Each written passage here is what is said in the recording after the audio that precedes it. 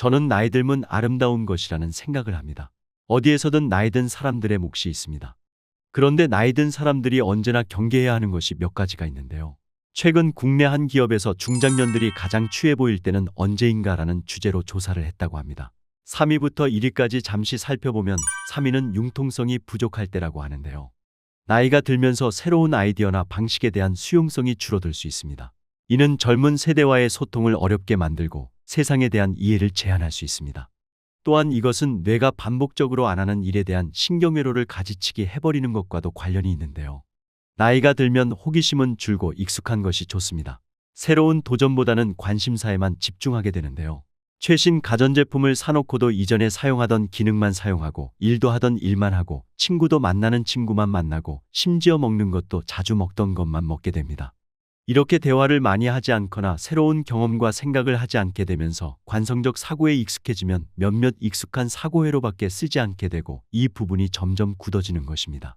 이것이 심해지면 뇌 용량이 줄고 치매로 가는 지름길이 됩니다. 2위는 과거에 집착하는 태도라고 합니다. 나이가 들면 우리는 자연스럽게 우리의 지난 날을 돌아보게 됩니다. 때로는 후회하고 때로는 슬퍼하기도 하며 때로는 분노에 사로잡히기도 합니다.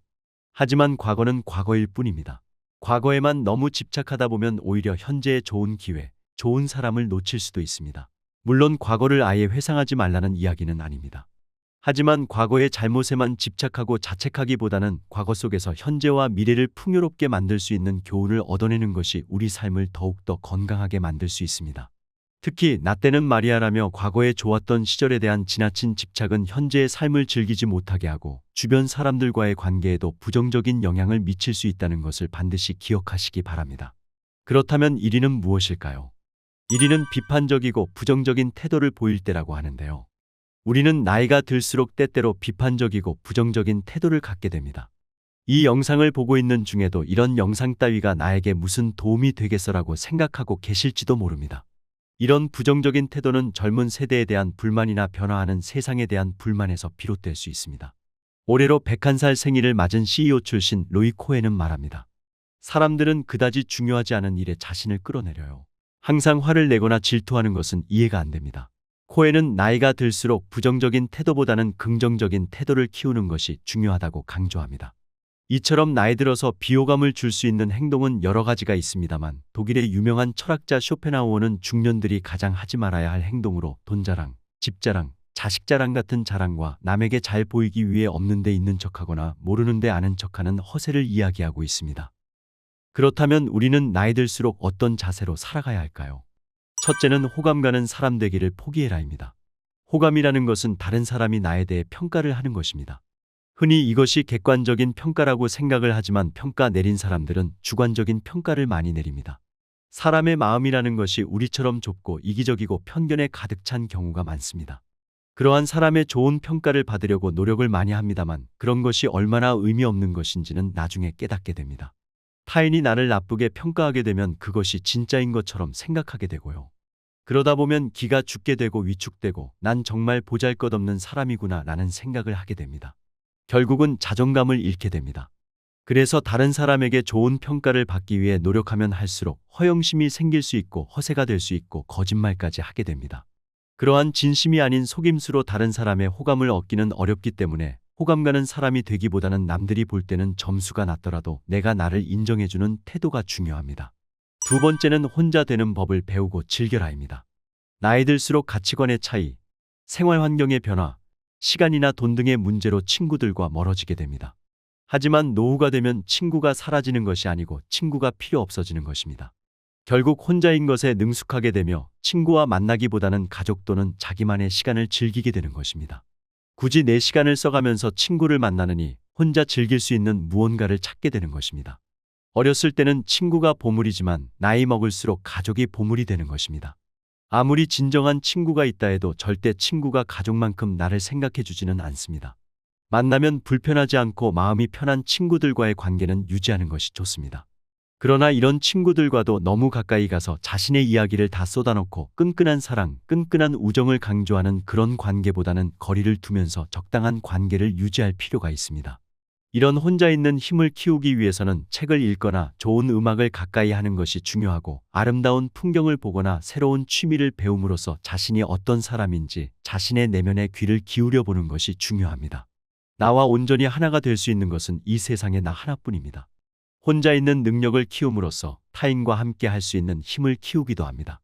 내면의 풍요로움을 지닌 사람은 스스로 만족을 누릴 줄 알기 때문에 타인들과 관계를 맺기 위해 필요 이상의 희생을 굳이 치르지 않습니다. 세 번째는 나이 들수록 감정을 다스리자입니다. 나이 들수록 사소한 분노를 잘 다스려야 합니다.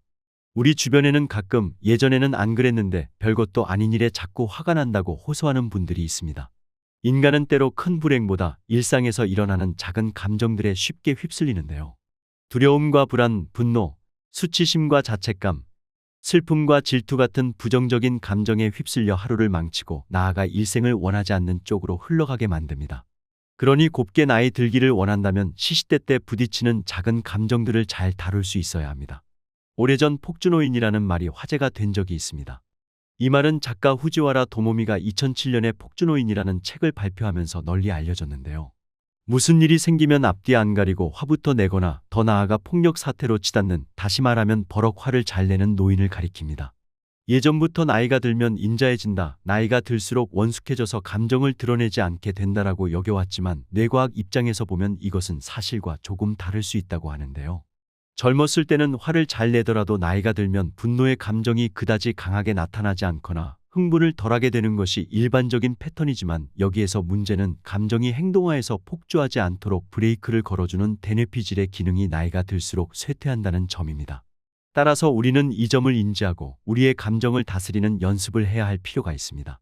가령 가족 사이에서도 자녀들에게 명령하고 지시하는 것은 피하고, 장성한 자녀들이 반드시 나의 말을 들어줘야 한다는 생각을 버리는 것이 좋습니다.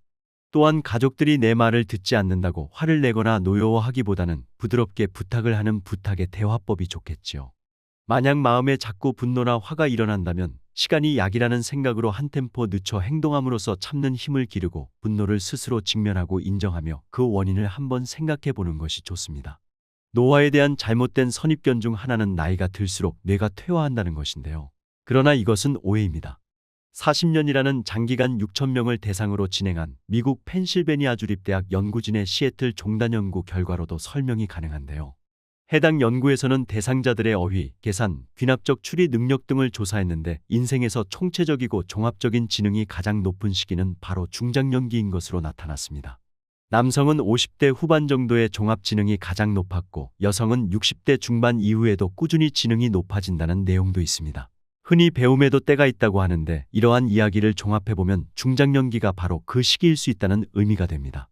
이처럼 중년 이후의 공부는 이전보다 훨씬 몰입도가 높고 성취도도 크게 나타나게 됩니다. 나이가 들면 일상의 여유가 생기게 마련인데, 그 덕분에 할 수 있는 가장 신나는 사치가 바로 학습인 것이죠. 요즘은 온 오프라인 할 것 없이 중장년을 위한 학습 공간과 시스템이 잘 마련돼 있으니 지금이라도 나를 위한 진짜 공부를 시작해 보시면 좋겠습니다. 오늘 내용 도움이 되셨나요? 도움이 되셨다면 주변 지인분들께도 오늘 영상 많이 공유해 주시고요. 저는 다음 시간에 시니어분들께 더욱더 도움되는 정보로 다시 찾아오겠습니다. 오늘도 끝까지 시청해 주셔서 감사합니다.